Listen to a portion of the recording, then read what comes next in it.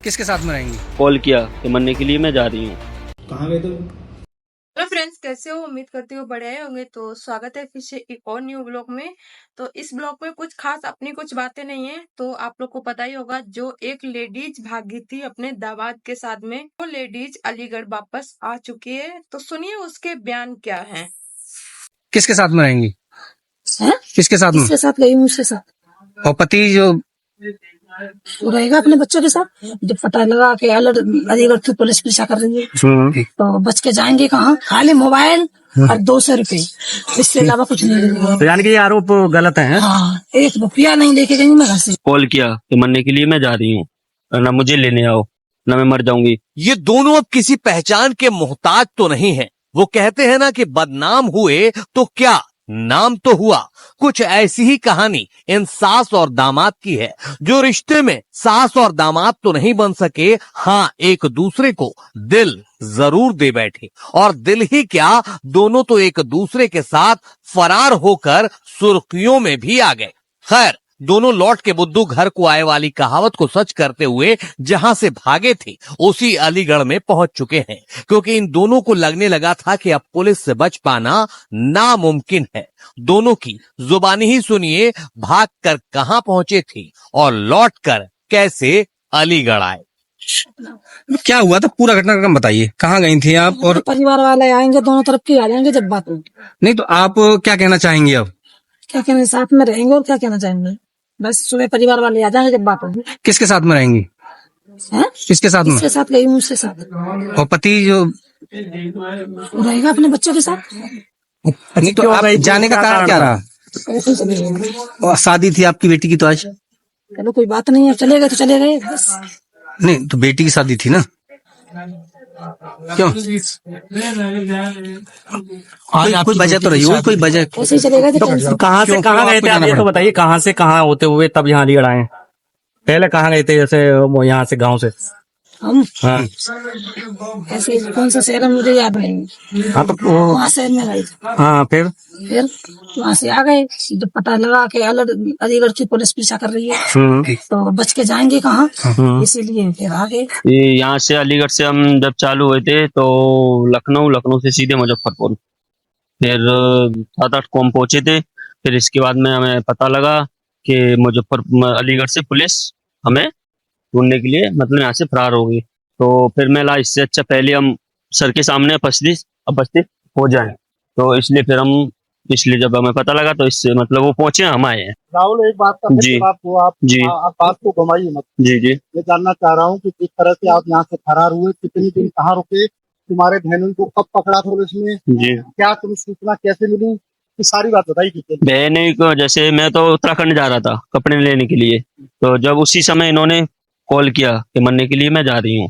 ना मुझे लेने आओ, ना मैं मर जाऊंगी। फिर उसी समय मैं लेके गया रात को 8-9 आप इसे क्यों बुलाए इन्होंने से मरने के लिए? आप लेके गए, आप तो दामाद थे इनके। हाँ तो मतलब इनका कोई सपोर्ट में नहीं था, कोई घर वाला कोई सपोर्ट में नहीं था इनका। दरअसल दामाद के साथ फरार होने वाली सास को पुलिस की कई टीम कई राज्यों में तलाश कर रही थी। बुधवार दोपहर अचानक सास और उसका होने वाला दामाद राहुल थाना दादो पहुंच गए और पूरे मामले की पुलिस को जानकारी दी।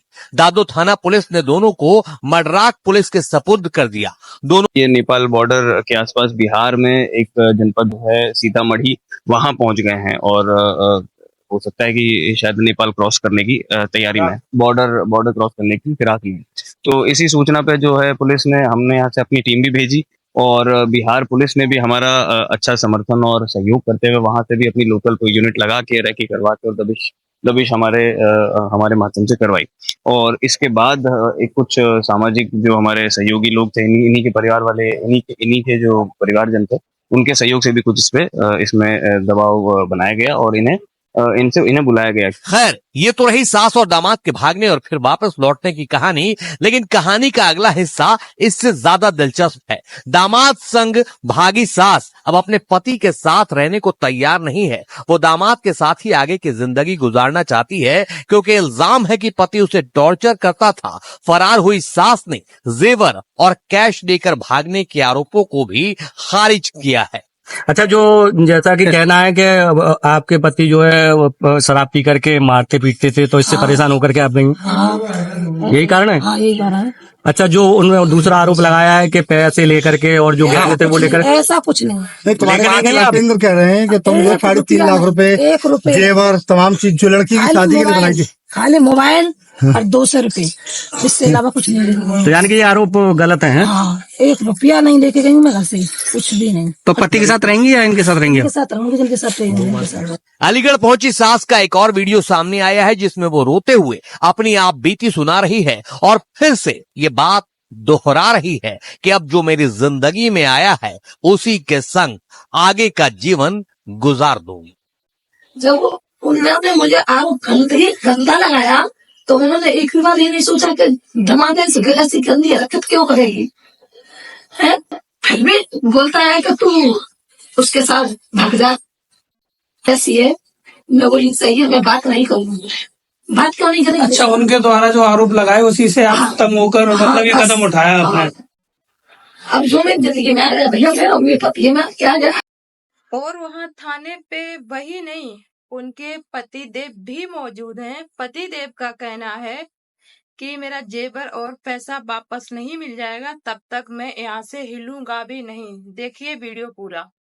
इसको अब हम साथ में हैं, जो होने वाली सास है उनके पति बड़े ही आक्रोश में है, क्योंकि अभी जो है मडराक थाने में उनकी मुलाकात कराई गई है उनकी पत्नी से, जो कि आज दामाद के साथ में दादों थाने पर आई थी खुद। तो आइए उनसे जान लेते हैं। तो सबसे पहले यही कि क्या बात हुई अंदर आपकी, कुछ उस पर प्रकाश डालिए। जी सर, मेरी बात ये हुई है, आप 20 साल से ही परेशान कर रहे थे मुझे, आपने कभी मुझे चैन नहीं दिया है, अब मैं इसके ही रहना चाह रही हूँ। सर मेरा कहना यह है कि जो मेरे 3.5 लाख रुपए कैश था, 5.5 लाख रुपए का जेवरात जो लेके फरार हुई थी और 1 लाख रुपए जो इनके लड़के वालों को यहाँ कैश सिक्के में पहुँचा था, मेरा ये बरामद किया जाए। इससे पहले थाने में मैं थाने से घर पर नहीं जाऊँगा, मेरा ये सामान मेरे पास आना चाहिए। उसके बाद मैं इसकी शक्ल देखना नहीं चाहता हूँ, ये मेरे लिए कहीं भी जाए, मेरा सामान देने से पहले कहीं नहीं जाने दूँगा, मैं थाने में ही रहूँगा।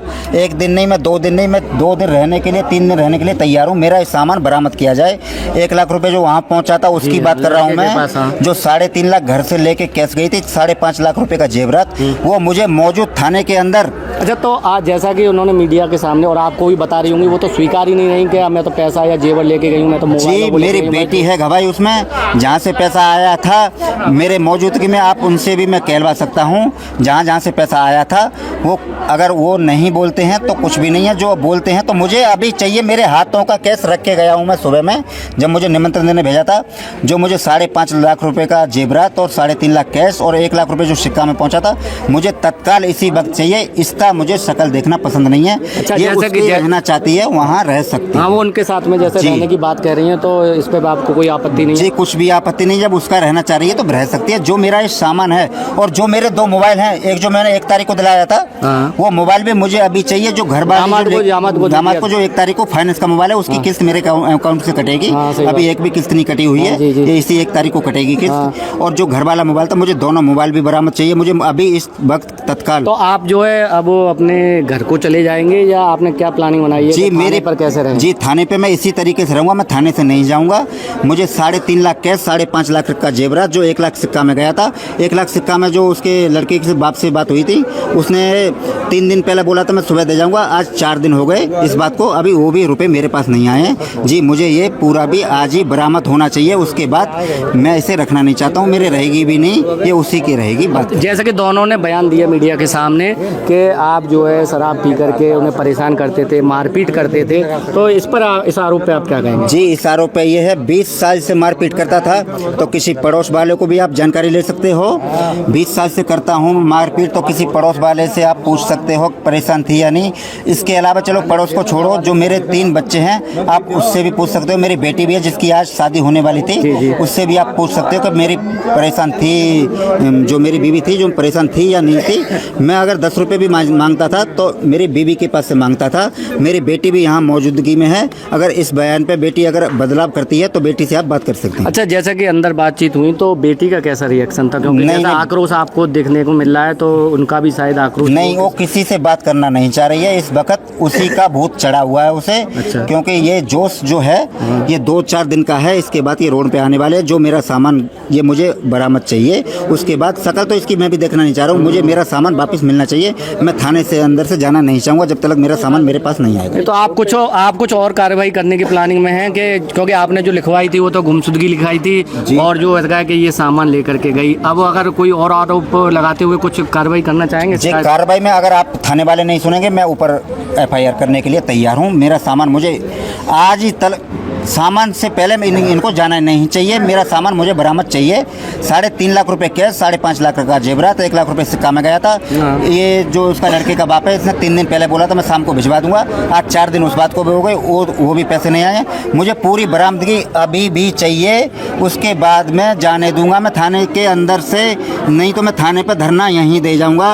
इसको मैं शकल भी देखना नहीं चाहता। धरने पर भी बैठेंगे? जी, बैठना चाहूँगा। मैं यहाँ से हिलूंगा नहीं जब तक मेरा ये सामान बरामद नहीं होगा। जैसा कि दर्शकों आपने देखा कि इनका बयान है कि इन्हें जो भी अपना पैसा है जो गहना है वह वापस चाहिए और अगर जब तक वो नहीं मिलता है तो वो यहीं पर मडराक थाने पर धरने पर बैठेंगे और इनके खिलाफ और भी FIR और कार्रवाई। कहाँ गए थे? बिहार।